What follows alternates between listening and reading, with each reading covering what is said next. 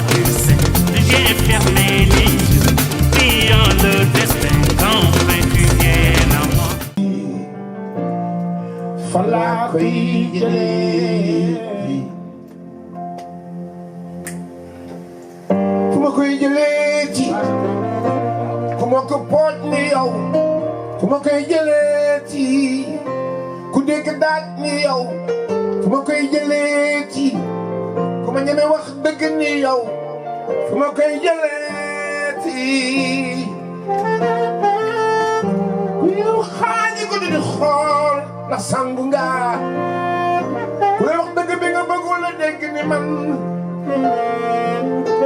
ku nekk fa la buur bi yàlla féetale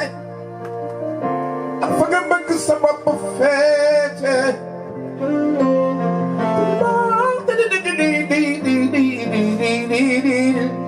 foo koy jëleeti foo koy jëleeti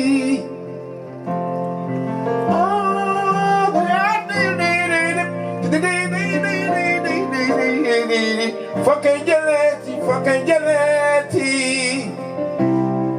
fan la koy jëleeti. waaw Saint-Valentin feetu ñëpp la feetu mbëggeel la mbëggeel dafa yaatu yemul ci jëkkër doom ak far ak coro dafa dem ci papa ak yaayu maam ñëpp ci biir lañ bokk. Saint-Valentin bàyyiwul kenn relation d'amour la affection ni ko bëgg rek mi ngi ci biir. di nga jox sa yaay cadeau Saint-Valentin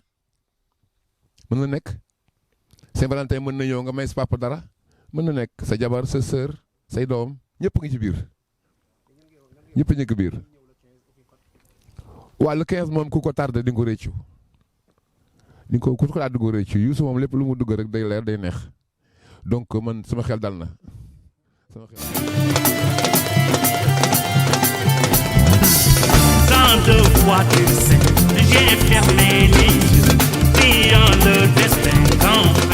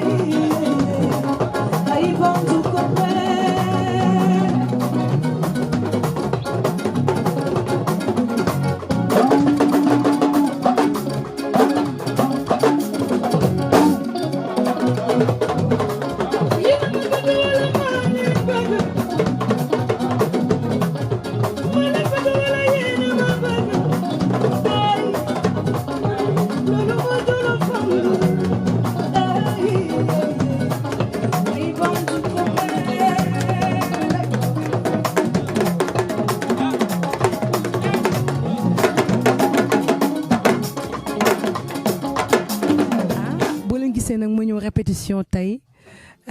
pare nag le 15 incha allah ca King Fahd muy nag bésu mbëggeel may jox ñëpp rendez-vous King Fahd le 15 ne leen nag nañu ci def robe yu baax xale yi góor ñi tamit pare leen seeni couleur ok donc le 15 incha allah King Fahd man Viviane maa ngi jox ñëpp rendez-vous ñu ñëw bëggee fête nag bésu mbëggeel voilà. Tant de fois tu sais, j'ai fermé les yeux, priant le